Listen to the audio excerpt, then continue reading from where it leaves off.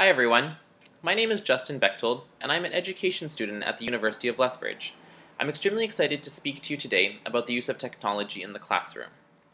To give you a little bit of background, I have my Bachelor of Science in Chemistry and Math from the U of C, and after finishing that, I worked as an educational assistant at a high school in Calgary for 5 months. I began my Bachelor of Education at the U of L this past fall, and had my first practicum in a grade 3 class in Claresholm, Alberta.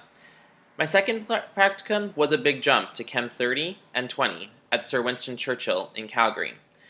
For my internship this fall, I'll be at Foothills Composite High School in Okotoks, Alberta, teaching Science 10 and Chem 20. As far as my personal experience with technology in the classroom, as a teacher goes, I have used smartboards, YouTube, and Poll Everywhere. Unfortunately, it's kind of limited.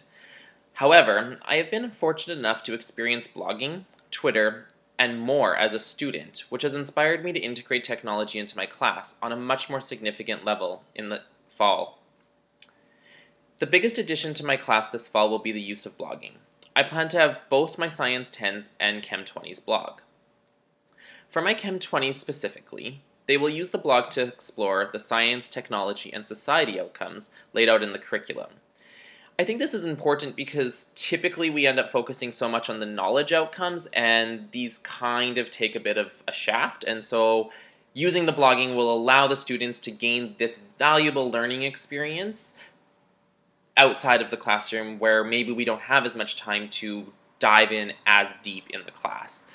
So my plan is to have them find scientific research in the forms of articles, TED Talks. I'll provide them with a bunch of different resources that they can go to find these.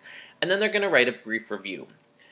My goal is to get the students to critically think about the intended and unintended consequences that scientific research has on society and the environment, now and in the future.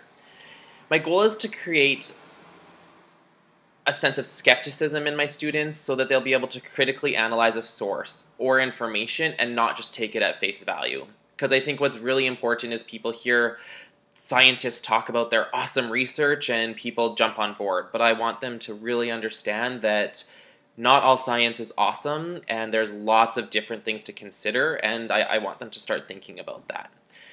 And so in addition to this, along with the blogs, students will comment on one another's to engage and create this conversation so that it's not just them reading an article, saying what they feel, and it's stopping there. I really want them to get involved in that conversation. I'm also playing with the idea of integrating their lab reports on their blog in some fashion. This won't be every lab, and nor will it be the entire report, but likely the results and observation or discussion section. I find that students get their own results, plan out their own discussion, and then the learning stops.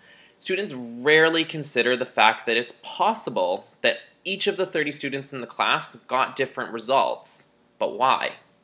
I would like to have students post their results and discussions on their blog and view each other so that they can again engage in this conversation and start to think, well, why did you get something different than I did? What happened here? And how can we go about figuring this out? My main goal with the blog, with my Chem 20s, is to really encourage them to have that deeper, higher level thinking on the Bloom's taxonomy. For my Science 10s, though, it's going to look a little bit different.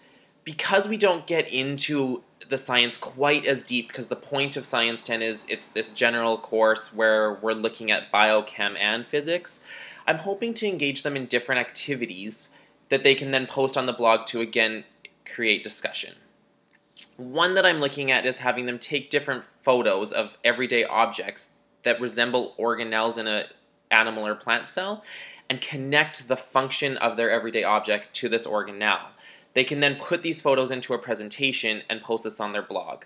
Again, as with the 20s, it's so important that they then go visit each other's blogs and see what they've come up with, because maybe somebody else came up with a cooler or easier to remember everyday object to help each other. And so really in the Science 10, it's kind of just another medium to present information, but where they're working with each other almost and helping each other to remember key things that they need to know in Science 10. What I really want them to do in Science 10 is just get excited about science and go and create whatever they want and post this for their peers and everybody to see so that they can just show their excitement for science and really get involved. I know that I have other fellow practicum students teaching Science 10, one of them specifically in Raymond, Alberta, and I really want to get our classes blogging with each other so that it's not just them with each other and then hopefully some other people coming in, but then they can talk with these other students who have very different experiences than we will up in Okotoks.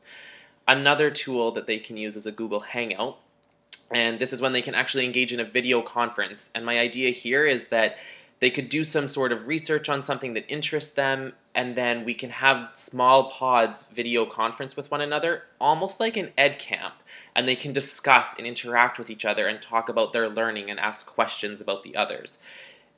And so I think that that would be really exciting for the kids and a really simple way to integrate technology into the classroom. The last thing for Science 10 is my school is looking at flipping a portion of the chemistry unit. I've never experienced this, I've never done it, I have merely researched it, and I'm excited to see how it looks in the classroom and how it will engage the students to benefit their learning. Finally, I also am huge into Twitter. I really think that there is a lot of valuable experience that can be had on Twitter, and so I'm going to promote my students to get on Twitter to promote themselves and get themselves known and interact with others on Twitter, but at the very least, I'll definitely be sending out their blogs and their work on Twitter to encourage other professionals and people that I know to interact with my students, because I think there's large learning benefits there. And as we all know as teachers, this is merely my plan. I have no idea what it's actually going to look like when I get into the class, but that's what's really exciting. I hope that this has helped spark some ideas in you on how you could use blogging effectively in your classroom, regardless of your grade level or subject. My focus, though, throughout the fall will be on blogs and how they will increase student engagement and enhance their learning. If you have any ideas you'd like to talk about, or if you're a high school teacher as well and would be interested in having our students connect this fall, I would love to hear from you. Thanks very much.